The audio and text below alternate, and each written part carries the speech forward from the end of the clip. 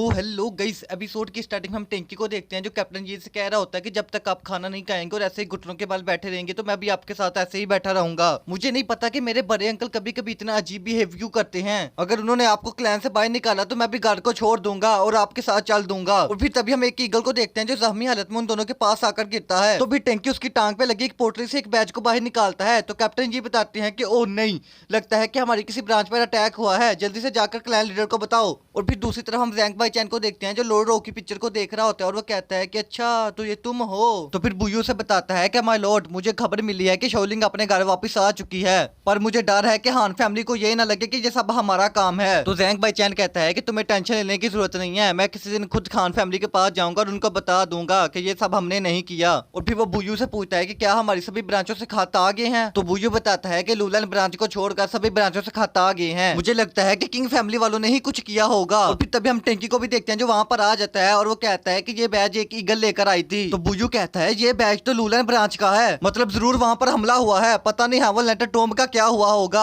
तो फिर जैंग भाई चैन कहता है कि किंग फैमिली वालों की हिम्मत इतनी ज्यादा बढ़ गई कि उन्होंने मेरी ब्रांच पर सीधा अटैक कर दिया। तुम जल्दी से कुछ लोगों को अपने साथ ले जाओ और वहां जाकर पता करो और हुआ क्या है और मुझे पैगाम भेजो। तो फिर टेंकी कहता है कि अंकल जी बाहर घुटनों पर ही हैं, मैं अभी उनको बुला के लाता हूँ। तो जैंग भाई चैन कहता है कि रुक जाओ, तुम्हें मैंने कितनी दफा बोला कि क्लैन के मैटर में ना इन्वॉल्व हुआ करो, तुम्हें समझ नहीं आती क्या, छोटी बच्ची हो तुम। तो टेंकी कहता है कि अंकल अंकल आप ऐसा कैसे बोल सकते हैं अंकल, मैं भी तो जैंग फैमिली का एक हिस्सा ही हूँ ना, अगर मेरी फैमिली पर मुसीबत आएगी तो मैं ऐसे ही चुप करके बैठा रहूंगा क्या। तो जैंग भाई चैन कहता है कि तुम्हारे फादर फैमिली की सारी जिम्मेदारियां मुझ पर छोड़ कर गए हैं तो मुझ पर ही रहने दो, तुम मेरे लिए ज्यादा प्रॉब्लम क्रिएट ना करो। और फिर वो बुयू को कहता है कि कैप्टन जी को इन्फॉर्म कर दो कि वो अपने साथियों के साथ लोलन ब्रांच पर जाएं और वहां जाकर मुझे इत्तला दे कि वहां पर हुआ क्या है। और हाँ, याद रहे अगर कैप्टन जी इस दफा भी अपने मिशन में फेल हुए तो इस दफा उन्हें माफी की कोई गुंजाइश नहीं मिलेगी। और फिर सीन शिफ्ट होता है, हम हादिन को देखते हैं जो अपनी बेटी को कह रहा होता है कि ये दुनिया बहुत ही ज्यादा जालिम है, तुम्हें अपना ख्याल रखना चाहिए और अपनी प्रोटेक्शन करनी चाहिए, इसलिए मैं आज तुम्हें एक स्पेशल गिफ्ट देने जा रहा हूँ। और फिर वो जब उस गिफ्ट को दिखाता है तो वो दो बैंगल्स होते हैं। तो शोलिंग कहते हैं कि पापा आपको पता भी है ना मुझे ये सब नहीं पसंद। तो उसके पापा हंसते हुए बोलते हैं कि बेटा ये कोई मामूली बैंगल्स नहीं है, बल्कि ये फायर फोनिक्स बैंगल्स हैं जो कि बहुत ही ज्यादा रेयर आइटम है। तो फिर शोलिंग जब उसको पहनती है तो उसके अंदर दो मैजिकल क्रिस्टल लगे होते हैं जो उन बैंगल्स को पावर देते हैं। तो शोलिंग कहती है कि पापा ये तो बहुत ही ज्यादा awesome है। और फिर सीन शिफ्ट हो जाता है, हम टैंकी को देखते हैं जो कहता है कि मेरी फैमिली में इतना कुछ चल रहा है, मैं ऐसे चुप नहीं बैठ सकता, मुझे कुछ ना कुछ करना ही होगा। और फिर तभी हम फट्टू को भी देखते हैं जो वहां पर आ रहा होता है और वो कहता है कि भाई अब मैं तेरी टेंजन बॉक्स ढूंढने में और ज्यादा मदद नहीं कर सकता, मैं पहले ही अपने डैड से बहुत ही ज्यादा कुट खा चुका हूँ। तो टेंकी कहता है कि छोड़ो टेंजन बॉक्स को, ये बताओ क्या तुम मेरे साथ अपना नॉलेज और एक्सपीरियंस बढ़ाने के लिए चलोगे। तो फट्टू कहता है कि अब तुम क्या करने वाले हो, मैं पहले ही बता रहा हूँ मैं अब किसी मुसीबत में नहीं फंसूंगा। तो टेंकी कहता है कि तुम हमेशा डरपोक ही रहना, क्या तुम मेरे साथ हेवन लेटर टॉम पर चलोगे टॉम राइडिंग करने के लिए। तो फट्टू फौरन से टेंकी को हाथ लगा के चेक करता है और कहता है कि भाई लगता है कि तेरी तबीयत खराब हो गई है, मैं जल्दी से डॉक्टर को बुला के लाता हूँ, तू यहीं पर रुक। तो टेंकी कहता है कि अबे भूतनी के ठीक हूँ मैं, देख पिछली दफा जब मैं अर्थ लेटर टॉम पर गया था तो वहां से क्या लेकर आया हूँ, जरूर ये कोई रेयर चीज होगी, अगर हम हेवन लेटर टॉम को डिस्कवर करेंगे तो सोच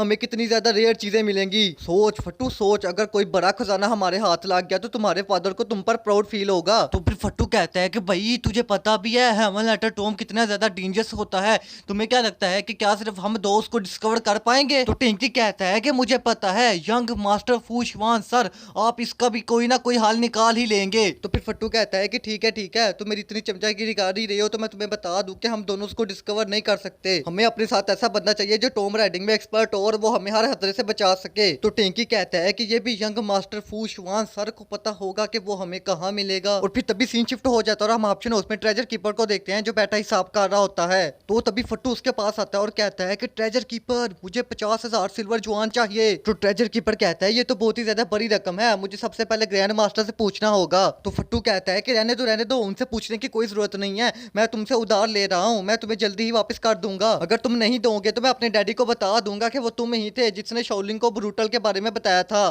तो ट्रेजर कीपर कहता है कि ऐसा ना करना और तभी वो फट्टू को 50,000 सिल्वर जुआन दे देता है, जो फट्टू वहां से लेकर चला जाता है और कहता है कि मेरे डैड को इसके बारे में कुछ भी ना बताना। और फिर ट्रेजर कीपर सामने बैठे हादिन को कहता है कि आपने उसे ऐसे क्यों जाने दिया। तो हादिन कहता है कि जाने दो इस बार उसे, तुम ये सारा मामला भाई शीटोंग को बता दो ताकि वो इन दोनों की केयर कर सके। और फिर सीन शिफ्ट हो जाता है, हम नेक्स्ट सीन टेंकी को बाजार में में देखते हैं जहाँ पर वो एंशियंट चीजें देख रहा होता है तो फट्टू से बता देता है कि ये सारी डुप्लीकेट हैं और कहता है कि भाई तू क्यों इन चक्करों में पड़ रहा है, हम जिस काम से आए हैं वो काम करने चलते हैं। तो टिंकी कहता है कि आखिर हम जा कहाँ रहे हैं। तो फट्टू कहता है कि वो मैं तुझे बाद में बताऊंगा, फिलहाल चुप करके मेरे पीछे पीछे चल। और फिर सीन चेंज होता है, हम एक बंदे को देखते हैं जिसका नाम बाई शीटोंग होता है और वो एक बंदे को एक चीज को एंटिक बता के लूट रहा होता है, जिस पर वो बंदा मान भी जाता है और उसे पैसे देकर चले जाता है। और फिर बाई शीटोंग जब पैसे गिन रहा होता है तो तभी पीछे से फट्टू भी आ जाता है और कहता है कि क्या बात है शीटोंग, ठगने में तुम आजकल कुछ ज्यादा ही माहिर हो गए हो। तो बाई शीटोंग कहता है कि क्या करूं यंग मास्टर फूशान, बस जिंदगी जीने के लिए करना पड़ता है।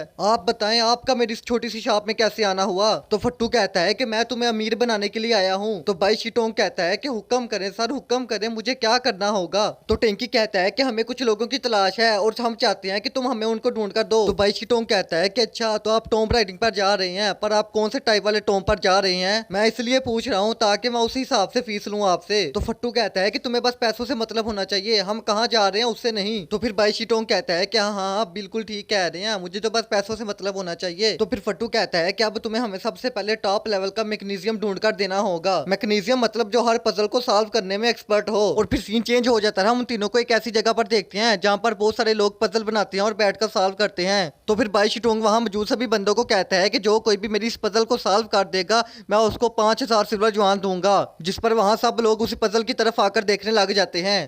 तो आज का एपिसोड यहीं पर ख़त्म होता है और अगर आप लोग चाहते हैं कि मैं इसका नेक्स्ट एपिसोड जल्दी जल्दी अपलोड करूं तो उसके लिए आपको मेरे चैनल को सब्सक्राइब करना होगा, लाइक करना होगा, शेयर करना होगा। Thank you so much. Desvíes la mirada, quédate cerca de mí.